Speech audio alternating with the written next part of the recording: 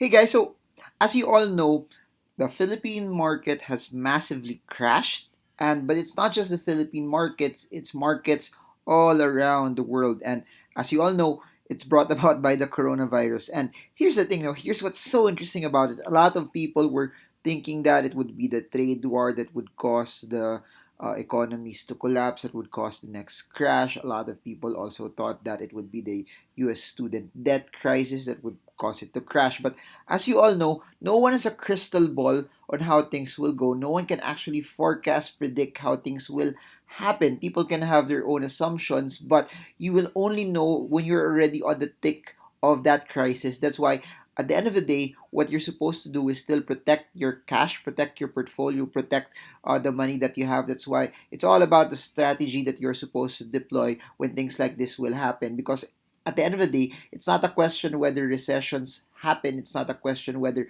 crashes would happen. It's a question of what are you doing to prepare for it. And while you're in the midst of it, what are you supposed to do while it's happening? But for this video, I want to answer this question. Over the past few days, people were asking, how long will this crash be?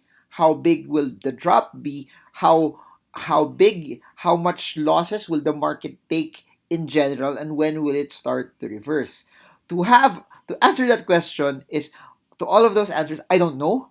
No one can really forecast how it will come into pass, no, because there will be different crashes, there will be different effects on how markets will go. And but one thing that I can share to all of you throughout this video is basically this: we can learn from the past and we can glean on that, on how those movements, how market crashes happened, and you can use that as a benchmark for you to be able to estimate how things will go. So what I'm going to do is I'm going to show you the US markets from the 1990s. Of course, I'm not going to go way back into the 1920s, into the crashes that happened way back. I just want to come from the 90s, 2000s to where we are now. So we're going to analyze a 30-year time span. We're going to look at the US markets and we're going to look at the Philippine Stock Exchange, and we're just going to compare events that happened there. And a couple of things that I'd like to mention is this: 2008 brought markets down in the US markets plus the Philippine markets as well. What we're seeing now also is a crash from both US markets and the Philippine markets. But in the 90s, we had an Asian financial crisis, but the US markets did not really crash. However, there was a dot-com bubble in the early 2000s, and that's what caused markets to crash as well. So that's what we're going to compare: the 1997 financial crash, the dot-com bubble in the States, then the 2008 global financial crisis, then the 2020 coronavirus massive crash. So let's go. If you guys are ready, comment below. Comment I'm ready. I'd super appreciate a like, a thumbs up into all of this. By the way, I forgot to introduce myself. My name is Marvin Germo. I'm a stock market trader and investor. I've been investing in the markets for more than a decade now. And the reason why I make videos like this is really at the midst of all of this, my goal, my heart is just to educate people so that you get to invest, you get to trade based on information, based on data, and you don't get to do things just purely out of speculation, out of hope, out of fear, out of emotion, out of based on what all of your friends are telling you. Because at the end of the day, the way to win in the markets, the way to make money, the way to make your money grow massively over a stretched period of time is you come in with conviction, you come in knowing what you're supposed to do, you come in full throttle, firing on all cylinders with the right information. Of course, it won't be a perfect game. It won't. You can't do. You won't. It's impossible that you won't make mistakes. But mistakes are always part of it. Mistakes are always part of the game. That as for those who are making mistakes right now, for those who are losing, it's fine. It's okay. But you double down. You'll use this lockdown period as a time for you to be able to learn. So if you're new to this, super appreciate it. Also, if you can subscribe and smash that bell so you get updated every time I come up with new content about investing and about the stock market. I create daily videos with just one goal: to help you and for you guys to reach your goals of financial freedom. So let's do it.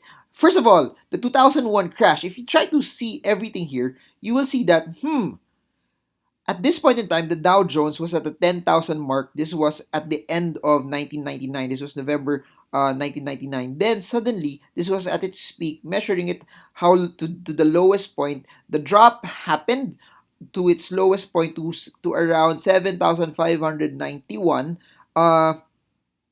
This was This was at September 2002. So if you look at the peak here, um, the last month of, or you can say November, December 1999, all the way to September 2002, give or take, it was close to 3 years before from the highest to the lowest point.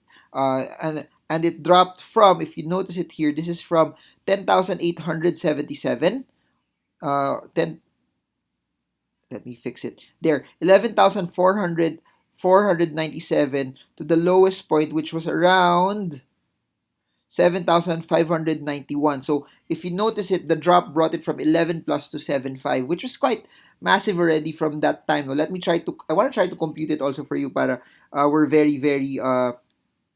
we're very we're very consistent in all of this. So this is around 11,497. It went down to as low as 7,591. So you have 3,906. So uh so that was how big the drop was. Then after that, boom, all the way to 2007, from 7,591 all the way to 13,000. So if you look at it, from its lowest point to its highest point, it almost doubled. Not exactly doubled, but it almost doubled. This was from 2002 to 2007, so this was 5 years. So this one was close to 3 years. The drop was it. If you could say, you could measure it na, it's not actually half, but close to half na rin. Took it 3 years. Then from here, the lowest point, all the way to the highest point, it almost doubled, and the bull market was around 5 years. Okay.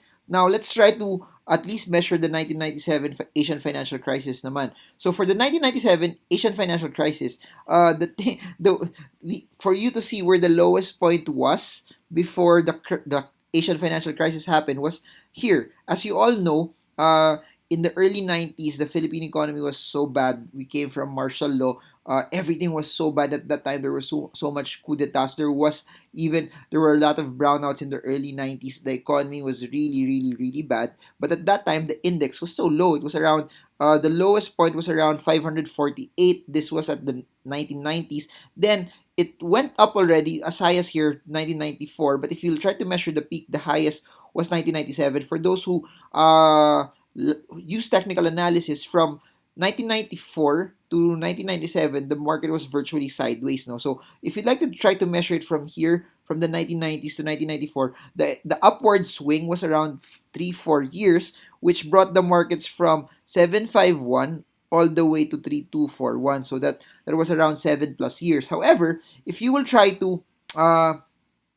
to measure it also from 1993 all the way to the crash of 1997, the market was just sideways, predominantly because the movement from 613 all the way up to 32 was already something that was very, very high as well. That's why we consolidated for around 4+ years. If you notice it also, that's what happened to our market for quite some time. Then the crash happened as of today. So from that time, then you see this. From 1997, the Asian financial crisis happened. Then you saw it drop up until 2003. If you look at it and try to measure it, the highest was around 3,315. Then as it dropped to 2002, it dropped to around 1,047. So 97 to 2002, 5 years. So just try to look at it here. From 1990 to 1993, 3-year upward swing. Then sideways market, 3 to 4 years. Then from 1997 all the way to 2001, we saw the market start to go down as well. Now, so that's if you notice it, again, I'll repeat, 1990s, 3 years, sideways, then 1997, all the way down to 2001 of sorts. Next, so if you notice, 97, 2001, 2001, 2002, 4 or 5 years, here, it here the drop took 3 years as well.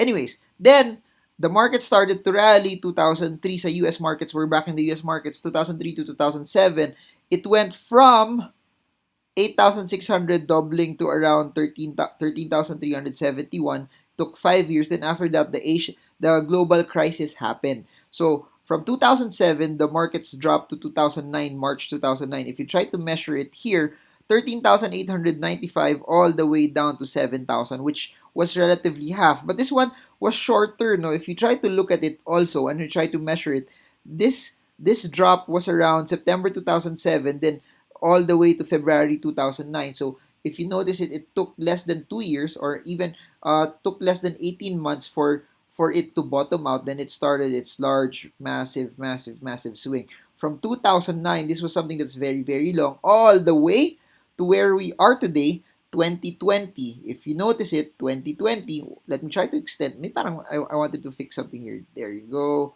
Apply this there. So if you try to measure it, wait, I'll try to fix this. Try to fix this para ma-extend ko.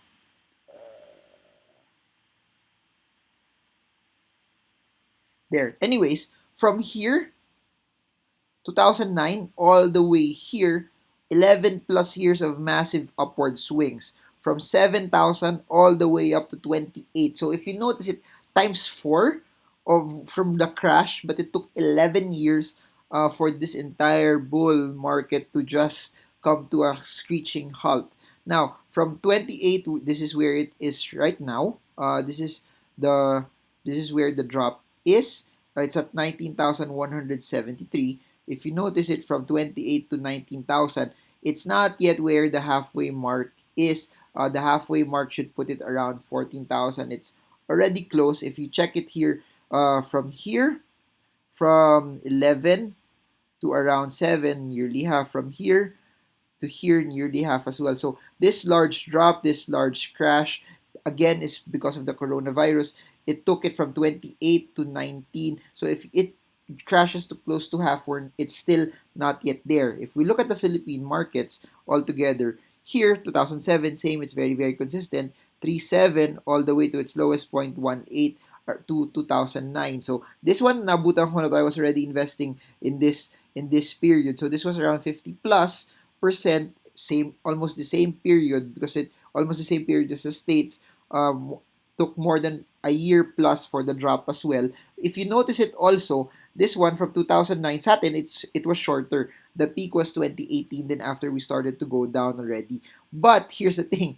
Our drop now is also 50 plus percent already. If you try to remember, we hit around 4,000 intraday on Thursday last week because of the selling that happened as well. So this one was more than, from 2009 to 2018. You could say this is around 9 years. The one in the U.S. markets was around 11 years in terms of how fast the upward movement was. Now from here to here, it's already close to 50 plus percent, especially if you introduce the intraday level as well. So why am I saying this? The drop that we have right now, as you all know, is a different kind of drop. It's triggered by the coronavirus, and the drop that we're having right now is sudden, is fast, and it's pretty much triggered by a lot of fear. I'm gonna make another video about this, but if the fear is gone, if the I don't know also how long it will drag on, but what I do know is this: when life gets back to normal,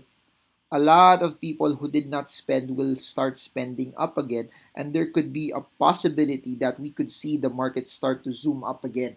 I don't know when will that be. No one has a forecast of how it will be. If you noticed it, from this era, it took 3 years to drop, then the market went up for 4 plus years. This one was 1 plus year to drop, then it went up for around 11 plus years. So for this time, if this one was 3 years, this one was 1.5. We're still in the first few months, and we're still too early. That's why I kept saying that it's too early to tell. We don't know what will happen yet. But what's very important is, it's nice to have a perspective of the past for you to also have a semblance of how you act. So why am I saying this? What can we glean on this, and what can we learn from this? Number one is, crashes are different triggers from each of the crashes, different lengths, different speed, different velocity, different. Some would drag on for years, others less than 2 years, and then the bull markets would normally be different as well. So when people would always say that when a crash happens, a crash always happens in 7 years, it's not the case, because as what you've seen here, from the crash of 2008 to all the way up to 2020, it was a very long time frame as well. And the best thing that I could always tell you is, if you're a follower of charts or a believer of charts, just look at the charts for what it is. Just follow the charts for what it is. So currently, right now, we're seeing the charts form before our very eyes. We're seeing things. We're seeing history happen as well.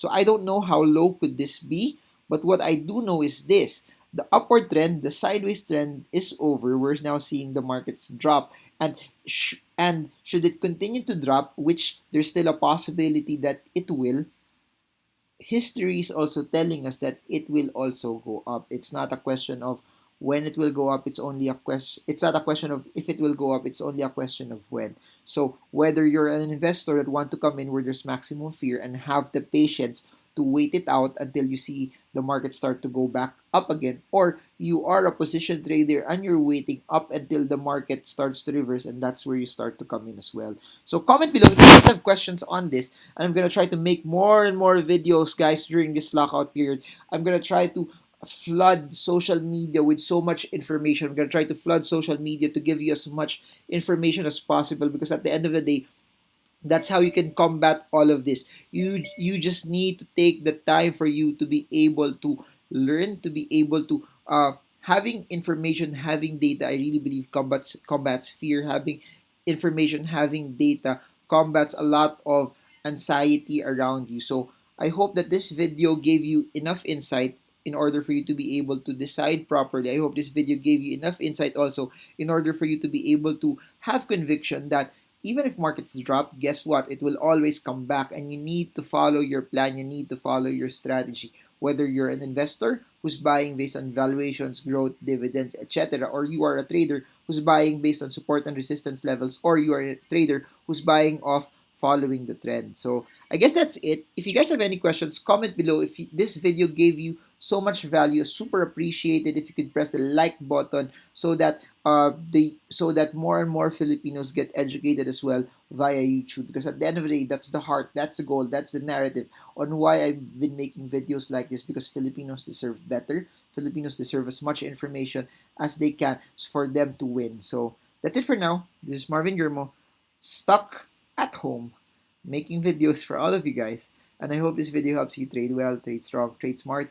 See you all again soon, guys, and God bless you all.